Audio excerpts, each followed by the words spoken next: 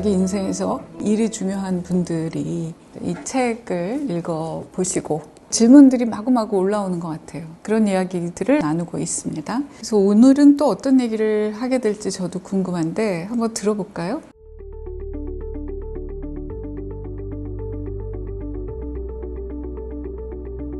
많은 직장인들이 고민하는 얘기는 아닌데 이 질문을 통해서 들여다볼 지점들은 중요한 것 같다고 생각합니다.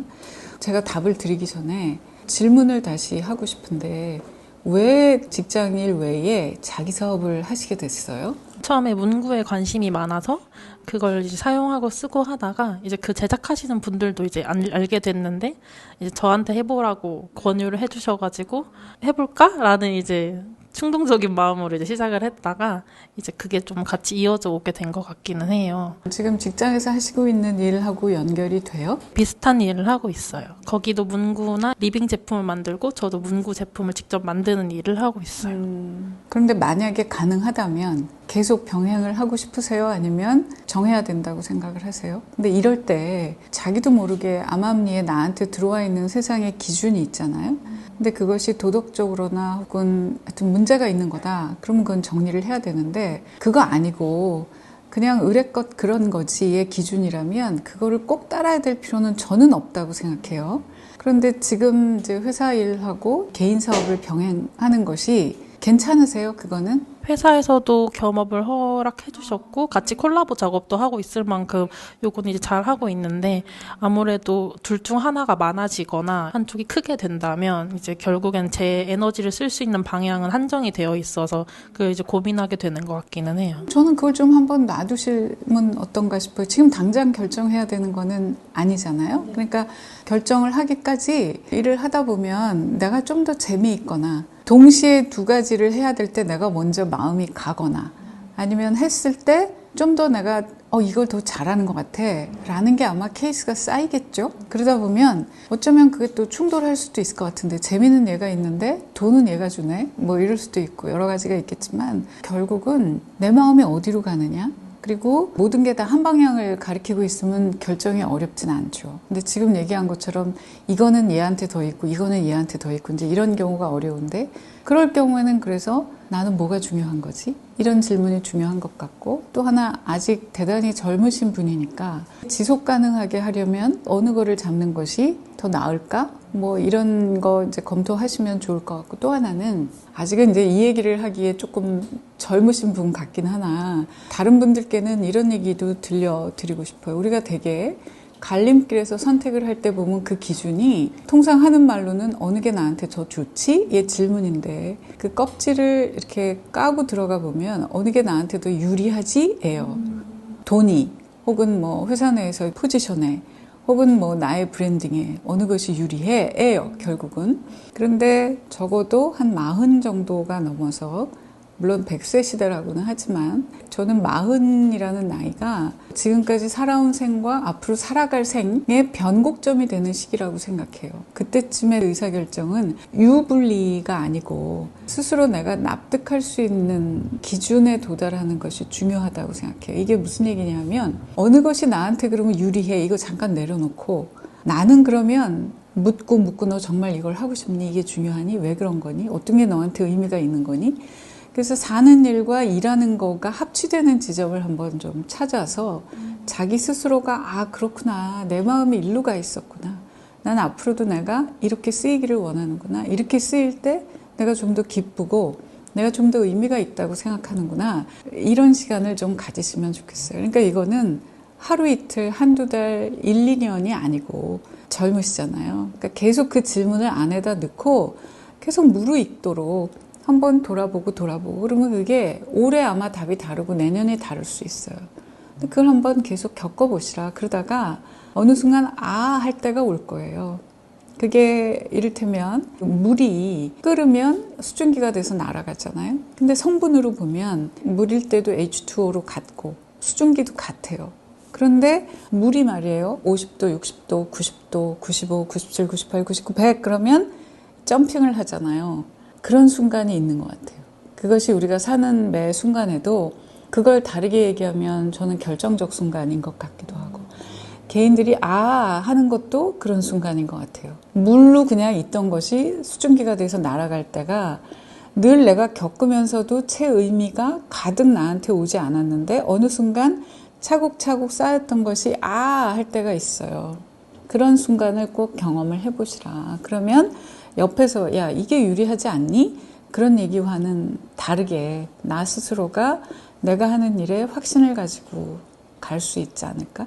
자기 일에 확신을 갖는 게 저는 참 중요하다고 생각하는 사람인데요. 왜냐하면 그렇게 시작을 해도 일을 하다 보면 흔들립니다. 그렇게 시작한 일이라고 뭐 도전이 없겠어요? 예상하고 다르게 아니 팬데믹 같은 게 올지 어떻게 알았어요? 그런데 그럴 때 누구나 흔들리면서 가지만 중요한 거는 뿌리채 흔들리지 않게끔 해주는 거에 저는 그런 자기가 그렇게 생각하고 또 생각한 끝에 도달한 자기 스스로 내렸던 결론. 아, 그래, 나는 이래서 이 일을 해.